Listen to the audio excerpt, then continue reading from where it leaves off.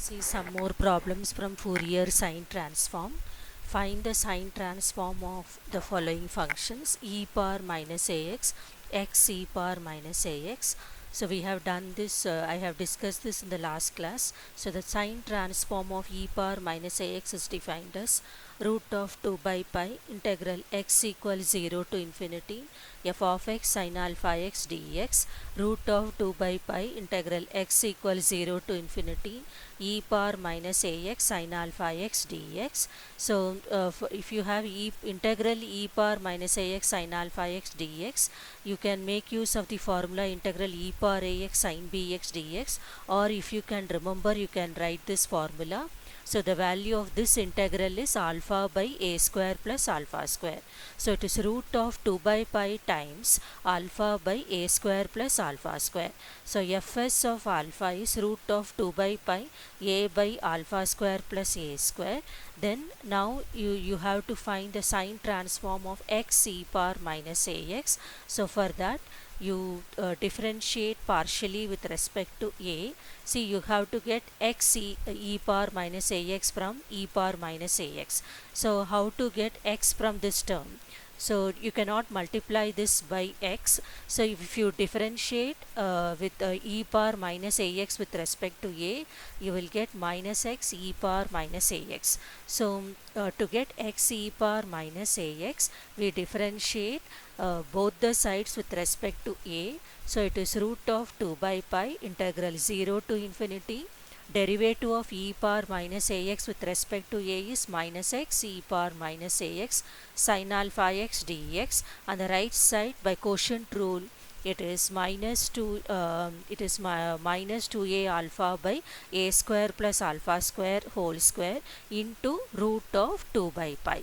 So on simplification, minus will get cancelled. So root of 2 by pi into integral 0 to infinity x e power minus ax sin alpha x dx equals root of 2 by pi 2a alpha by a square plus alpha square the whole square. I repeat, you have the sine transform of e power minus ax. To get the sine transform of x e power minus ax, we are differentiating both the sides partially with respect to a. So you have the derivative of e power minus ax is with respect to a is minus x e power minus ax, and here you have minus 2a alpha by a square plus alpha square the whole square. So on both the sides you have root of 2 by pi. So root of 2 by pi into the value of this into this integral, that is x e power minus ax sin alpha x dx equals root of 2 by pi into 2a alpha by a square plus alpha square the whole square. So minus gets cancelled.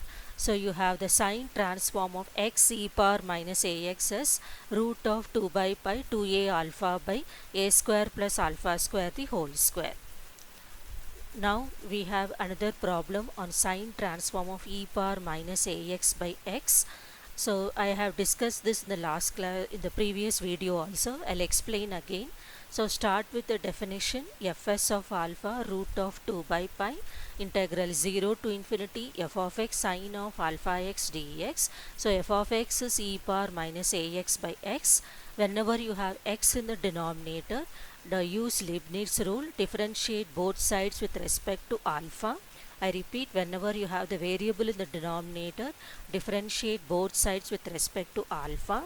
So you can use partial derivative or d by d alpha. So d by d alpha of fs of alpha equals root of 2 by pi integral 0 to infinity 1 by x e power minus ax. Derivative of sin alpha x with respect to alpha is x times cos alpha x. So x gets cancelled. So root of 2 by pi. So integral e power ax cos bx dx is a by alpha square plus a square. You can either you use integral e power ax cos bx dx form, or you have to by heart this. Integral e power minus ax cos alpha x dx is integral 0 to infinity e power minus ax cos alpha x dx is a by a square plus alpha square. In place of cos, if you have sin, it is alpha by a square plus alpha square. So fs dash of alpha is root of 2 by a square plus alpha square. So integrate both sides with respect to alpha. So you will get fs of alpha. So this integral is of the form tan inverse of alpha by a plus c. So to find c, you take alpha as 0, tan inverse of 0 is 0, and fs of 0 is also 0 because sine 0 is 0. So fs of 0 is 0, tan inverse of 0 is 0, so the constant c is 0. So fs of alpha is root of 2 by pi tan inverse of alpha by a. Now you have to get you have to show this integral, you have to prove this integral. For that, make use of inverse sine transform. So write the formula f of x equals root of 2 by pi integral alpha equals 0 to infinity fs of alpha sine alpha x d alpha. So substitute for fs of alpha. So you will get root of 2 by pi integral 0 to infinity root of 2 by pi tan inverse of alpha by a sin alpha x d alpha. So you have 2 by pi times integral 0 to infinity, or cross multiplying integral 0 to infinity tan inverse of alpha by a sin alpha x d alpha is pi by 2 f of x, or pi by f. What is f of x? E power minus ax by x. And in the question you are asked to it is just sin x, so you should eliminate the constant. So here the constant is x, so we take x as 1 to get the required integral. Alpha is a variable, x is the constant, so we take x as 1 to get the required integral.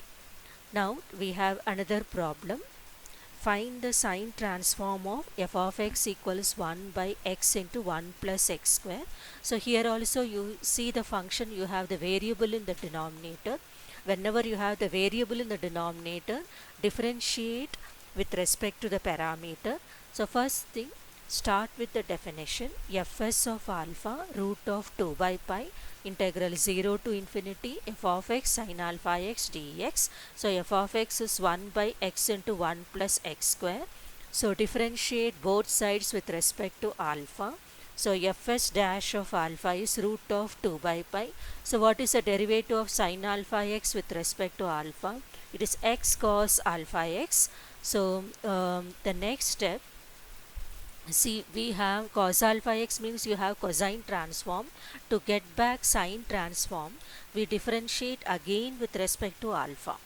I repeat, see, when you differentiate once, you have cos function, that means cosine transform, but we need sine first transform. So we differentiate again with respect to alpha. So root of 2 by pi integral x equals 0 to infinity. You have x alpha x. Again, if you differentiate cos alpha x with respect to alpha, you will get minus x sin alpha x. So x into minus x sin alpha x is minus x square sin alpha x by x into 1 plus x square dx. I repeat, so when you differentiate once, you have cos alpha x, that is cosine transform, but we need sine transform. So what we are doing, again we are using Leibniz rule. Again you are differentiating cos alpha x with respect to alpha. So what is the derivative of cos alpha x with respect to alpha? Minus x sin alpha x. So you have minus root of 2 by pi integral 0 to infinity x square sin alpha x by x into 1 plus x square. To x square you add and subtract 1. So root of minus root of 2 by pi integral 0 to infinity, you split into two integrals. So if you take the first integral 1 plus x square by x into 1 plus x square sin alpha x, 1 plus x square gets cancelled. So 0 to infinity sin alpha x by x dx minus the second one integral 0 to infinity sin alpha x by x into 1 plus x square dx. So left side it is second derivative of fs of alpha. Right side, this integral you by heart this, we have done this in Fourier transform. The value of this integral is pi by 2. So minus root of pi 2 by pi into pi by 2 plus this is same as sine transform. You see here, this is same as sine transform. So that is why you have fs of alpha. I repeat, if you differentiate left side with respect to alpha, you will get fs double dash of alpha, the second derivative, equals, and you have, if you differentiate cos alpha x with respect to alpha, you will get x into minus x sin alpha x. So you have minus x square sin alpha x by x into 1 plus x square. We are adding and subtracting 1 to this x square. So then we are splitting into two integrals. When you the first integral, 1 plus x square will get cancelled, so you have sin alpha x by x. The second integral, it is minus sin alpha x by x into 1 plus x square dx. This the value of this integral is pi by 2. You by heart this value, and this integral is same as fs of alpha. If you take minus, if you multiply this by root of 2 by pi, minus of minus plus, it is so root of 2 by pi integral 0 to infinity sin alpha x by x into 1 plus x square dx, which is same as fs of alpha. So left side fs double dash of alpha, right side minus root of pi by 2 plus fs of alpha. So you have, if you take fs of alpha to left side, you have second order differential equation. The second order non-homogeneous differential equation. So it is of the form d square minus 1 on fs of alpha equals minus root of pi by 2. So d square, so you know to get the solution CF plus PI. So what is a CF? You have to solve the auxiliary equation. M square minus 1 equals 0. M equals plus or minus 1. So the complementary function is C1 e power alpha plus C2 e power minus alpha. Pi is 1 by d square minus 1 on the right side minus root of pi by 2. So when you have a constant, you will replace d by 0. When you have a constant, what is the rule? You will replace d by 0. So the particular integral is pi root of pi by 2. So the fs of alpha, in place of y you have fs of alpha. The solution is y, that is fs of alpha equals CF plus PI. So C1 e power alpha plus C2 e power alpha plus root of pi by 2. What is the solution? fs of alpha C1 e power alpha plus C2 e power minus alpha plus root of pi by 2. Now to get the values of two constants, C1 and C2, we are differentiating with respect to alpha. So fs dash of alpha is C1 e power alpha minus C2 e power minus alpha. Then you take alpha as 0 in both the equations. So fs of 0 is C1 plus C2 plus root of pi by 2. Second one, fs dash of 0 is C1 minus C2.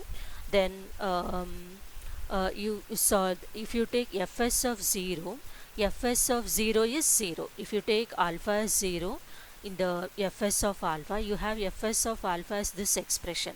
If alpha is 0, sin 0 is 0, so fs of 0 is 0. fs dash of 0, where is fs dash? This is fs dash. fs dash of 0, cos 0 is 1.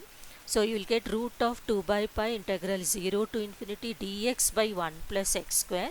That is, the integral 0 to infinity dx by 1 plus x square is tan inverse x from 0 to infinity. Tan inverse of infinity is pi by 2.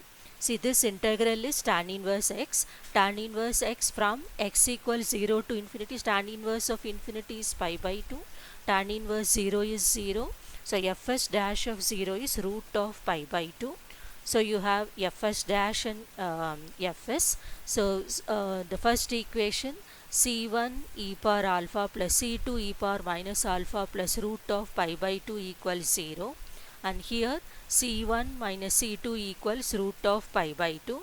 Solving, you have two equations and two unknowns. Solving the equations, you will get C1 as 0, C2 as minus root of pi by 2. Then you have, now that you have got the values of C1 and C2, substitute in the general solution to get the particular solution. So what is C1? What is C1? 0. C2 is minus root of pi by 2. So C1 is 0, C2 is minus root of pi by 2 e power minus alpha plus root of pi by 2. So fs of alpha is root of pi by 2 is common. So you will have 1 minus e power minus alpha. So this is the Fourier sine transform. So this problem is of different type. It is a standard question. If you practice once or twice, you will get the steps. You only have to remember how you have to solve. If you practice, you will get the steps. You will be able to understand better. Um, Now we have another problem, finding sine transform of using the sine transform of e power minus ax. Show that integral 0 to infinity x sine mx by a square plus x square dx equals pi by 2 e power minus am. So sine transform of e power minus ax, already we have seen it before. It is root of 2 by pi alpha by a square plus alpha square. I have discussed this in one of the previous video. Sine transform of e power minus ax is root of 2 by pi alpha by a square plus alpha square. Whenever you have to show something, you have to make use of inverse sine transform. What is the formula? F of x equals root of 2 by pi integral 0 to infinity fs of alpha sin alpha x d alpha. So what is fs of alpha? Root of 2 by pi alpha by a square plus alpha square. So it is root of 2 by pi whole square, that is integral 0 to infinity alpha sin alpha x by alpha square plus a square d alpha. Cross multiplying, we will get pi by 2 e power minus ax. So whenever you have to show something, if you do the inverse, you will get what you have to prove. So you compare this with the given integral, they are same. In this integral, alpha is a variable, x is a constant. Here x is a variable, m is a constant. And the next part of the question is to find sine transform of x by x square plus a square.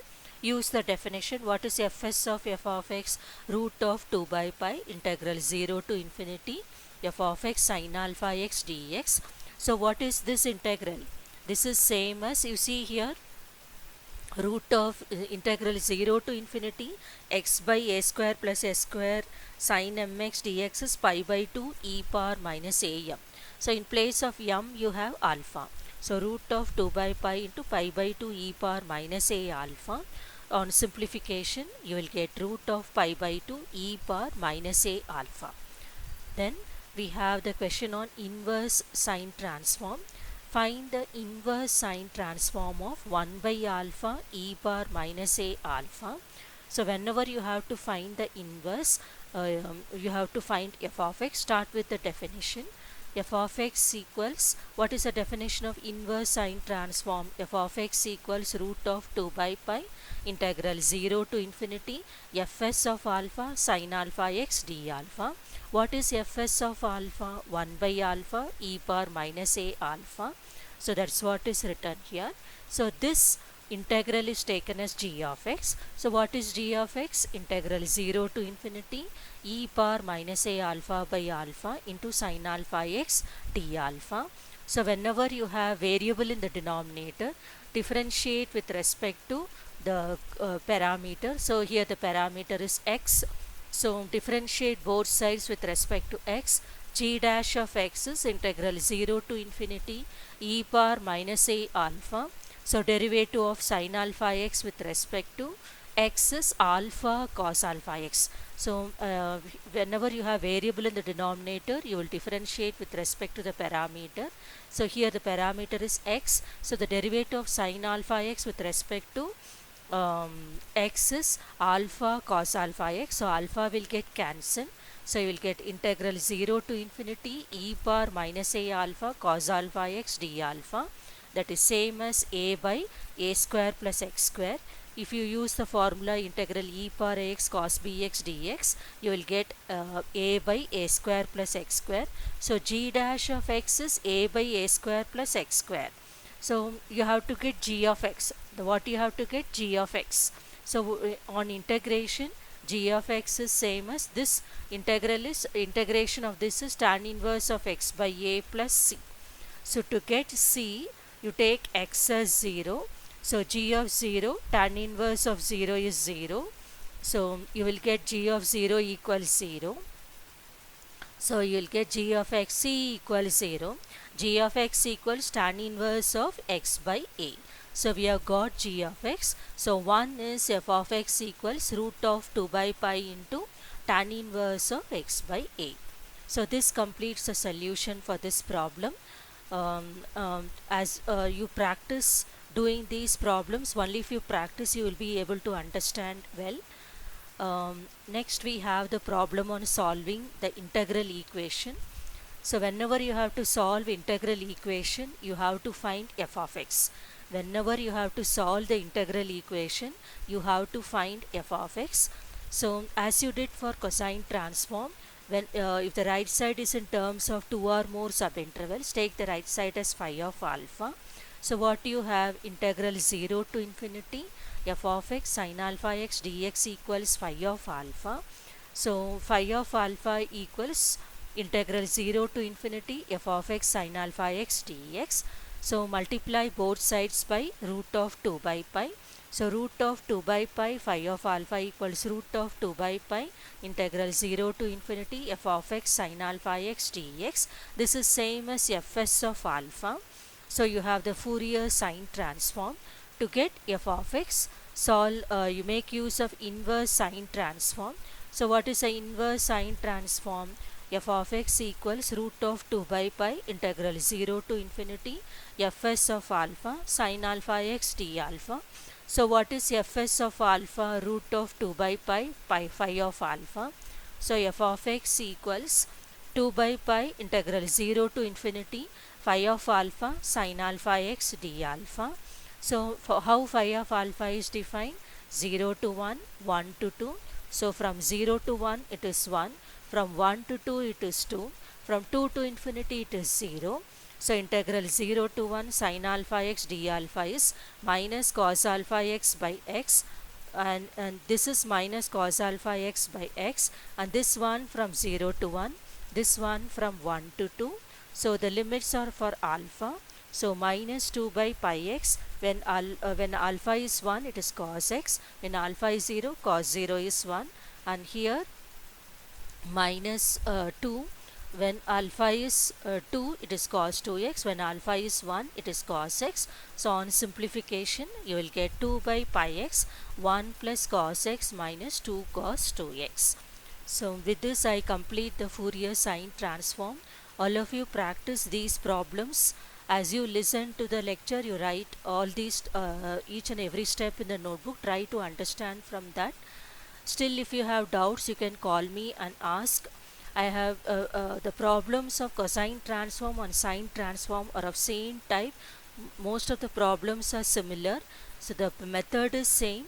You should be good at integration, and you should remember the formula: integral e power x cos bx dx, integral e power x sin bx dx, e power minus infinity 0, e power 0 1, and you should know where you have to use Leibniz rule.